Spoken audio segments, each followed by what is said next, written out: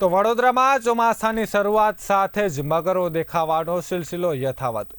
Gajrawadi સુવેજ pumping station પાસે મગર દેખાયો છે। મગર રોડ પાસથી ઝૂંપડપટ્ટીમાં પહોંચતા સ્થાનિકોમાં ફફડાટ ફેલાયો હતો। એનિમલ રેસ્ક્યુ ટીમ તાત્કાલિક ઘટના સ્થળે પહોંચી હતી। વન વિભાગની ટીમ પણ ઘટના સ્થળે પહોંચી। 4.5 ફૂટ લાંબા અજગરનું સફળ રેસ્ક્યુ કરાયું છે। મગરને સુરક્ષિત રીતે વિશ્વામિત્રી નદીમાં છોડવામાં આવ્યો છે।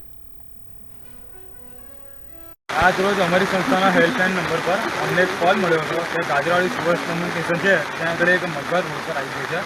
આ કોલ મળતાની સાથે જ અમારી સંસ્થાના કાર્યકર ત્યાં આગળ પહોંચ્યા હતા અને ત્યાં જોતા અમને 4.5-5 ફૂટનો એક મગર જોવા મળ્યો હતો, જેને અમે સહી સલામત રેસ્ક્યુ કરીને વન વિભાગને સોંપવાની કાર્યવાહી હાથ ધરી છે।